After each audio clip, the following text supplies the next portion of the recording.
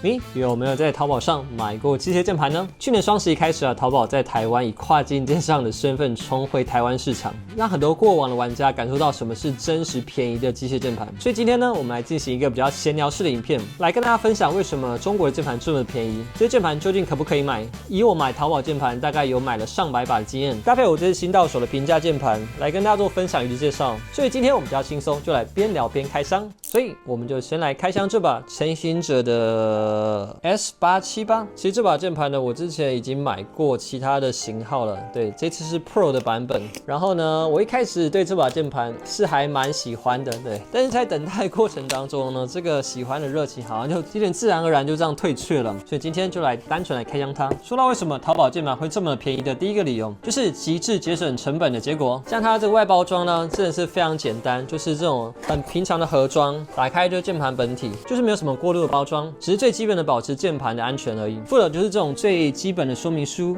便宜到不行的兩用拔鍵保鬥器，還有這個我從來沒有用過附的這種鍵盤的傳輸線。這把鍵盤的原價應該是260塊人民幣，折合台幣加運費大概1200塊左右。它是那晨行者 S87的 Pro 的版本，好像是北極拿鐵軸，是不是？有點忘記了，沒有寫。然後還附了這個防塵罩，對，現在的標配了。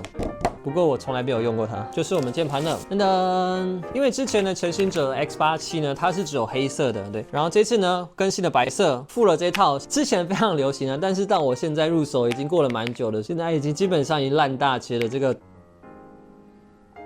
透光等高線鍵帽，真的蠻好看的，說實在。那摸起來手感質感也還不錯，我拿個架子好了。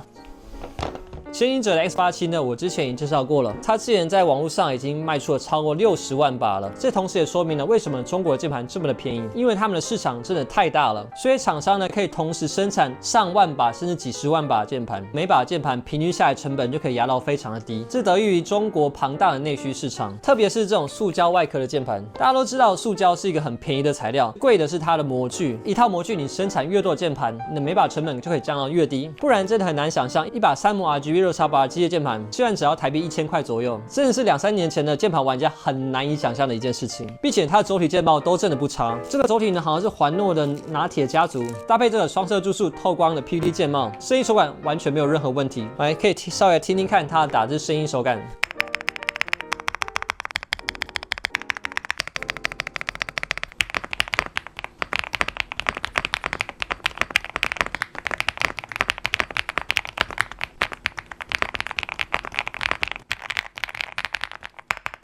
這個聲音呢，在塑膠鍵盤基本上也是 Tier 1的水準了。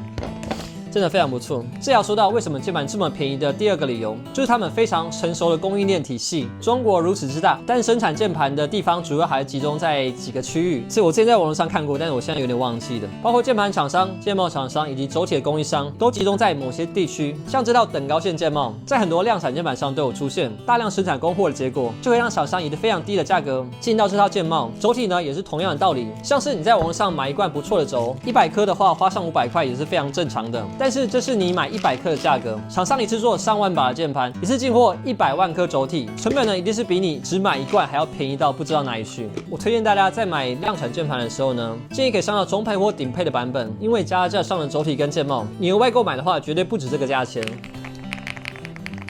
軸體鍵帽鍵盤分開買的話，等於是讓廠商賺3次錢，一次到位反而更有性價比。並且現在在淘寶上的鍵盤廠商真的是多如牛毛，競爭也真的是非常激烈。憑借着在那邊人工成本比較低的優勢，配上這種比較沒有什麼設計的公模外形，單個鍵盤成本真的可以壓到非常低。至於說這種便宜的鍵盤究竟可不可以買呢？我覺得是可以買，但是真的要認識到一件事情，就是一分錢一分貨，廠商也還是要生活的。所以在鍵盤很多看不到的地方，其實都有很多降低成本的方法。首先就是这種量產的軸體，現在這種提前觸底啊帶導光柱的軸體可以說是非常的便宜實惠，但比起櫻桃軸的使用壽命，就是會明顯差了很多。它裡面彈片觸點時使用的材質啊，自然就不會用得太好，可能在使用1-2年或者幾個月之後，就會產生雙擊跟無法觸發的情形。不過好在現在的鍵盤大部分都有熱插拔，壞了就買來換，也不是什麼太嚴重的問題。然後還有一個省錢比較明顯的地方，就是它的電池。現在鍵盤都配備了4000啊、6000、8000甚至1萬毫安的鋰電池，感覺上充一次絲電可以用很久。但之前就有聽過 B 站的 UP 主說過，像這種量產鍵盤，電池的壽命可能就只有2-3年，意味着你手中的3模鍵盤，幾年後可能全部都會變成單模。所以我想說的是，針對這些便宜的鍵盤，請把它當消費品看待。1000塊的鍵盤用個2-3年，其實也還蠻划算的。現在鍵盤呢，都把外形跟聲音都做得非常不錯，讓我每次到手的時候呢，都感到非常的驚豔。但也必須承認的是，相較於以前的鍵盤，在你很多看不到的地方降低了成本，要經過一段時間使用才會呈現出一些問題，就不用期待能用太久，別想說把它當成傳家之寶。接下來我要說的第3點，這邊我要引用 B 站知名 UP 主赤瞳說過的一句話，他說現在鍵盤這麼便宜，是因為當下中國的經濟成長放緩的緣故。以前鍵盤其實也不差，只是利潤率高了非常的多。但在現在中國經濟整體進入通縮的階段，消費力不足的情況下，為了把鍵盤賣出去，從2-3年前開始瘋狂內卷，不得不降價，賠本賺吆喝。除了仰賴中國強大制造能力，加上整體經濟大環境的趨勢，讓我們一般大眾消費者可以以非常低的價格買到各方面都還不錯的鍵盤。只是便宜有便宜的理由，你付出的錢完完整整呈現在這把鍵盤做工、品質、用料上，到手直用沒問題。但也不需要期待它可以陪你長長久久。對我這種玩鍵盤玩多的人來說呢，反而覺得現在量產鍵盤是越出越沒有新意。這把鍵盤雖然很好看，而且也非常好用，但是呢，我並不會把它拍成影片，因為它對我已經不能產生任何的波瀾了。好，以上就是我這幾年分享我玩鍵盤的心得，僅代表我個人淺薄的知識以及經驗。如果你有其他想法意見的話，也歡迎在影片下面跟我一起討論。2025新的一年呢，我也會繼續做我的鍵盤影片，但是我可能會多嘗試像這種比較談話聊天式的一些內容，就是想要在自己頻道上做一點小小突破，開箱可能會稍微少一點，但還是會圍繞鍵盤聊一些相關的主題。不知道大家喜不喜歡今天這種感覺？再過幾天就是農曆新年了，在這邊祝福大家恭喜發財，蛇年行大運。我們下部影片再見嘍，